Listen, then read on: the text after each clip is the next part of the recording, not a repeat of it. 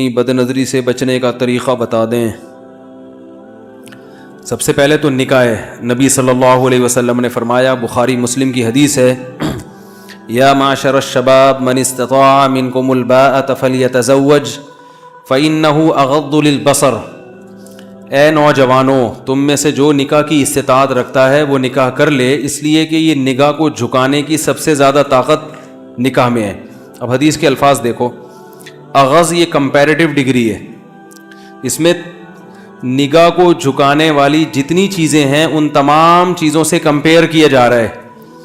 نگاہ کو جھکایا جاتا ہے جب انسان تبلیغ میں وقت لگاتا ہے تو بھی نگاہ جھکنے کی صلاحیت پیدا ہوتی ہے، اہل اللہ کے بیانات سنتا ہے تو بھی نگاہ جھکنے کی صلاحیت، اللہ کا خوف، محاسبہ، مراقبہ، یہ تمام ایسی چیزیں ہیں جن سے انسان میں نگاہ کو جھکانے کی صلاحیت پیدا ہوتی ہے۔ تو آپ صلی اللہ علیہ وسلم نے ان تمام چیزوں سے کمپیئر کیا نکاح کو، فرمائے تمام چیزیں ہیں مگر سب سے زیادہ طاقت نگاہ کو جھکانے کی کس میں؟ شادی میں، نکاح میں۔ یہ حدیث ہے، اغض کمپیئر کیا جا رہا ہے، جیسے نا گڈ، بیٹر، بیسٹ، بیٹر کا مطلب بیٹر دین فلاں فلاں فلاں، تو تمام چیزوں کو ایک طرف، ان سے زیادہ۔ تو سب سے زیادہ پاورفل چیز نگاہ کو جھکانے کی کون سی ہے؟ نکاح۔ نامحرم سے نگاہ جھکانا چاہتے ہو تو نامحرم سے نکاح کر لو، اور لاجیکلی بھی ایسا ہی ہے۔ بھوک برداشت کرنے کی، بھوک کا سب سے بہترین علاج کھانا کھا لو، حلال پیسوں سے روٹی خرید کے کھا لو۔ بھوک کا ایک علاج یہ بھی ہے کہ آپ سوچیں کہ کسی کی روٹی کھانے سے نقصان ہوتا ہے، گناہ ملتا ہے، چرا کے روٹی سے، بزرگوں کے بیانات سنیں کہ چوری کے خلاف تبلیغ میں وقت لگائیں، تو ایک احساس پیدا ہوگا بھائی کسی سے روٹی نہیں چھیننی، مگر احساس ہی ہوگا، پھر بھی دل چاہے گا۔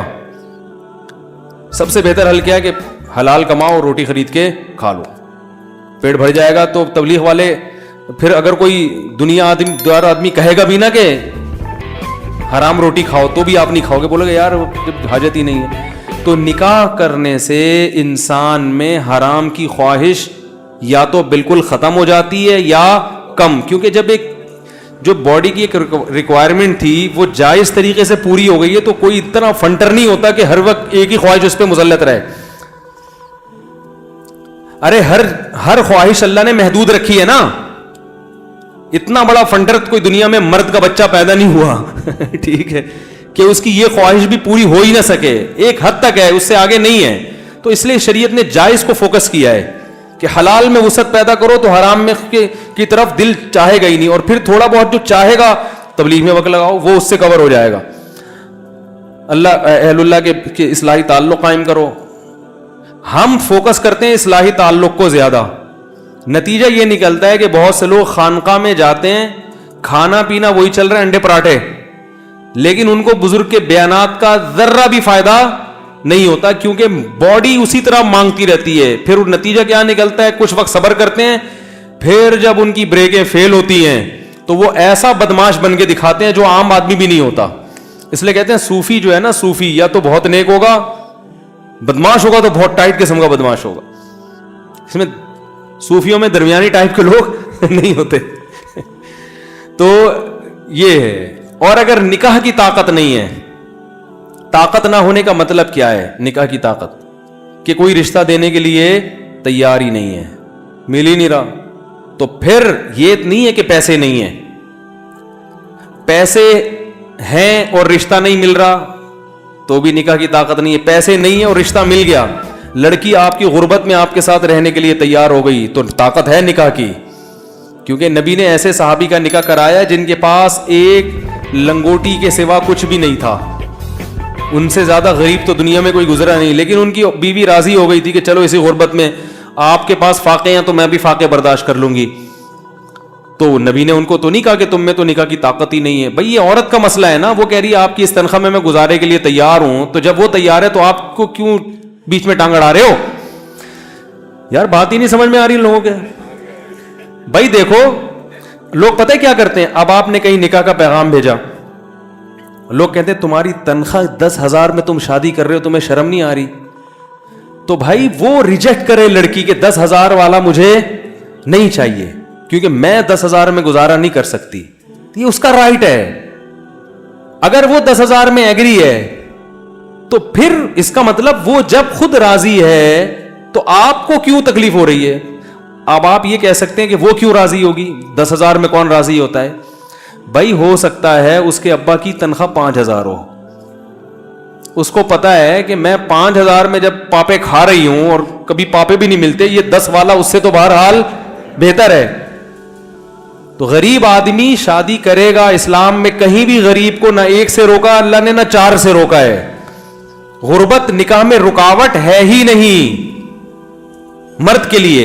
عورت کی بات نہیں کر رہا، مرد کے لیے رکاوٹ نہیں، عورت کے لیے رکاوٹ ہے. عورت کہہ سکتی ہے بھائی میں نے اپنے ابا کے یہاں ڈیفینس کلفٹن میں نے ٹائم گزارا ہے اور ہمیشہ پیزے برگر کھائے ہیں، تم 10,000 میں کیا سموسے بھی نہیں لا سکتے، تم تو پاپے بھی نہیں کھلا سکتے. تو ٹھیک ہے، اس کو رائٹ ہے وہ نہیں کرے، کیونکہ اس کو اپنے لیول کا بندہ چاہیے. مرد کے لیے غربت نکاح میں رکاوٹ نہیں ہے. اگر رکاوٹ ہوتی تو قرآن یہ تھوڑی کہتا کہ نکاح کرا دو، کر لیا کرو. ان یکونوا فقراء یغنیہم اللہ من فضلہ، اگر فقیر ہوگے تو اللہ اپنے فضل سے غنی کر دے گا. اللہ تو یہ کہتا ہے اگر فقیر ہو تو نہیں کرو، پیسے آنے دو پہلے. اسی طرح بخاری کی حدیث ہے باب تزویج المعسر، صحیح بخاری میں غریب کی شادی. امام بخاری نے دیکھو باب کیسا باندھا غریب کی شادی. پھر اس میں یہ حدیث ذکر کی ہے کہ ایک صحابی کے پاس ایک ازار تہبند، اوپر کی قمیض بنیان بھی نہیں ہے، صرف تہبند باندھ کے بیٹھے ہوئے ہیں. ان کی شادی کرائی نبی نے. ان کے پاس مہر کے لیے ایک انگوٹھی بھی نہیں تھی، لوہے کی انگوٹھی بھی نہیں تھی مہر کے لیے، ان کے پاس کچھ بھی نہیں تھا. مگر عورت جب راضی ہے تو وہ اس لیے راضی ہو گئی ہوگی، اس نے کہا ابھی تو میرے پاس کچھ بھی نہیں ہے تو کم از کم ایک کمانے والا میاں تو مل جائے گا نا. بھائی جیسے یہ کچھ بھی نہیں ہے لیکن پھر بھی زندہ ہے نا، اس کا مطلب کچھ نہ کچھ تو کما کے کھا لیتے ہوں گے نا، کبھی فاقہ کبھی کھا لیا. تو ہم بھی اسی طرح لائف گزاریں گے، اس حالت سے تو بہتر ہوگی جو اب گزر رہی ہے. او بھائی کیا ہو گیا؟ تو یاد رکھو آپ کی تنخواہ کم ہے تو بھی آپ شادی کریں، زیادہ ہے تو بھی. زیادہ ہونے کا فائدہ کیا ہوگا؟ مالدار لڑکیاں کی آپ کے نکاح کی پیشکش قبول کریں گی. آمدن کم ہونے کا نقصان کیا ہوگا؟ مالدار رشتے نہیں ملیں گے، ہاں اپنے سے غریب مل جائیں گے. تو اصول تو یہی ہے کہ جیسے خود ہو اسی حساب سے. آپ کی تنخواہ 10,000 ہے تو 10 لاکھ والے کو پیغام کیوں بھیج رہے ہو؟ شرم نہیں آتی معذرت کے ساتھ؟ تو جو آدمی کہہ رہا ہے میری تنخواہ کم ہے اس لیے میری شادی نہیں ہوتی تو جھوٹ بول رہا ہے. آپ کی تنخواہ کم ہے اس لیے آپ کی شادی آپ کی تنخواہ زیادہ والوں سے نہیں ہوتی، کم والوں سے ہو جائے گی. نہیں آ رہی ہے سمجھ میں؟ الحمدللہ. تو غربت نکاح میں رکاوٹ ایک دھیلا بھی نہیں ہے جیب میں تو بھی شادی کرو، بشرطے کہ رشتہ مل جائے. آپ ٹرائی کرتے رہیں. ہاں رشتہ نہیں مل رہا جیسے کہ ملنے کا چانس ہے بھی نہیں، کیونکہ لوگ لڑکی والے سب سے پہلے لڑکے کے پیسے دیکھتے ہیں تو ان کو حق ہے کہ وہ دیکھیں.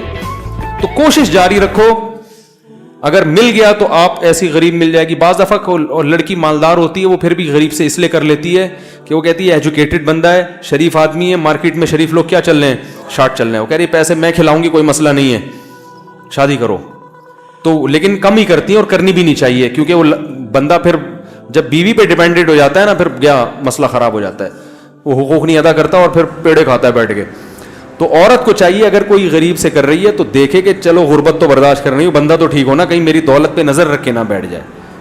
تو اگر اس کو یہ اطمینان، جیسے حضرت خدیجہ مالدار تھی، پیسہ تھا، محمد صلی اللہ علیہ وسلم مسکین تھے، مگر حضرت خدیجہ نے پھر بھی نبی سے کی، ان کو پتا تھا کہ لالچی معاذ اللہ نہیں ہے تو کر لی. ان کا بھائی شریف آدمی ہونا چاہیے، ایماندار ہونا چاہیے، تو انہوں نے کر لی اور نبی نے بھی کر لی. نبی کی تو غربت دور ہوئی حضرت خدیجہ سے نکاح کر کے. نہیں آ رہی ہے الحمدللہ. یہ تکیہ کلام بن چکا ہے، کوشش کر رہا ہوں نکالوں اس کو. تو اس کا اپوزٹ لفظ جب زبان پہ لاؤں گا تو نکلے گا. یہ آ رہی ہے سمجھ میں الحمدللہ. ٹھیک ہے. تو جتنے غریب غربا یہاں بیٹھے ہوئے ہیں گھبرائیں مت. ہاں اگر کوئی لفٹ ہی نہیں کرا رہا آپ کو لڑکی والوں میں سے نہیں ہے تو پھر اس کا مطلب ہے آپ میں نکاح کی طاقت نہیں ہے. پھر حدیث کا اگلا جملہ ہے وَمَن لَّمْ يَسْتَطِعْ فَعَلَيْهِ بِالصَّوْمِ. جس میں استطاعت نہیں ہے، کیا مطلب؟ جس کو رشتہ نہیں مل رہا اپنے حساب سے تو وہ کثرت سے روزے رکھے، 2-4 نہیں، کثرت سے روزے. کیا مطلب؟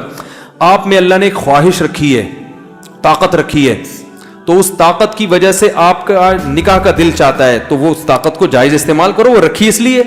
نہیں مل رہا تو طاقت ختم کرو جسم کی, اور وہ کیسے ختم ہوگی؟ روزے سے. نہیں آ رہی ہے الحمدللہ, آ رہی ہے بات سمجھ میں. وہ کس طرح ختم ہوگی؟ روزے سے. آپ کہہ سکتے ہیں روزے کے علاوہ کچھ اور طریقے سے ہم اپنے آپ کو کمزور کر لیں, ایسا نہیں ہے, اس سے فائدہ نہیں ہوگا. کیونکہ گناہ سے بچنے کے لیے, جو گناہ سے مراد یہ والی شہوانی گناہ, ان سے بچنے کے لیے دو چیزیں چاہیے. جسمانی طاقت کمزور ہو, روحانی طاقت مضبوط ہو. آپ کوئی ڈاکٹر سے دوا لے کے اپنی خواہشات کو کم تو کر سکتے ہیں, جسمانی طاقت تو کم ہوگی, شہوت تو کم ہوگی, روحانی طاقت دوا کھانے سے نہیں بڑھتی.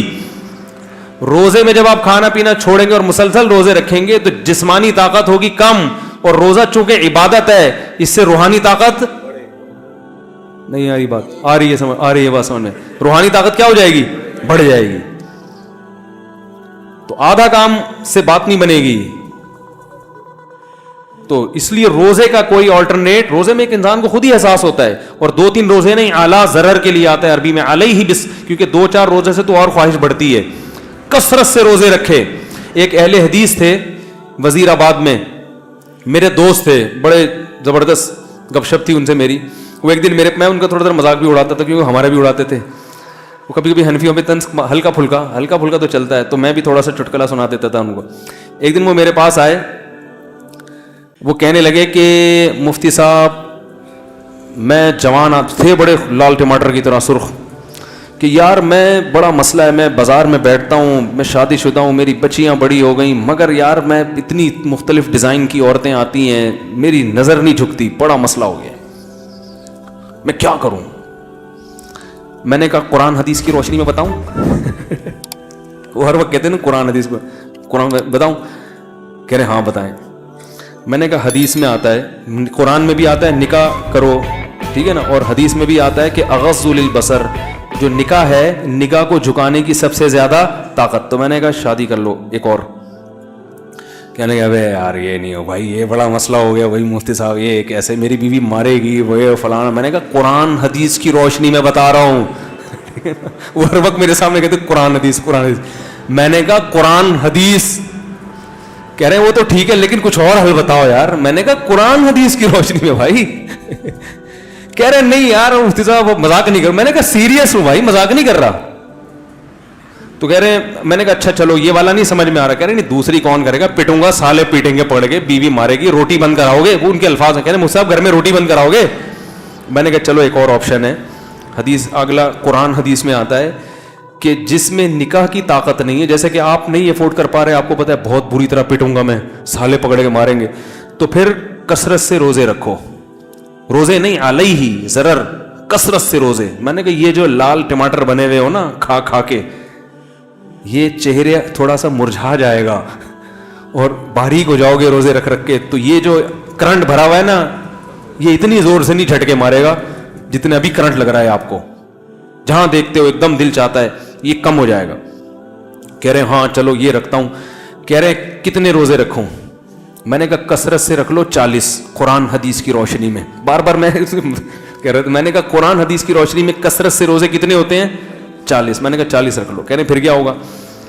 میں نے کہا پھر یہ ہوگا کہ 40 روزے رکھنے کے بعد آپ باریک ہو جاؤ گے, دبلے پتلے ہو جاؤ گے, تو پھر جب آپ دوبارہ کھانا شروع کرو گے تو پہلے سے زیادہ مستنڈے ہو جاؤ گے آپ. کیونکہ جب اس طرح نتھر جاتا ہے نا جسم, بھائی سارا کولیسٹرول نکل گیا, چربی پگھل گئی, اب جب کھاؤ گے تو نئے سرے سے طاقت آئے گی, پہلے سے زیادہ پاورفل ہو جاؤ گے. کہہ رہے یار پھر کیا ہوگا؟ میں نے کہا پھر دوبارہ 40 روزے. کہہ رہے یہ کیا؟ میں نے کہا قیامت تک کا پیکیج ہے یہ.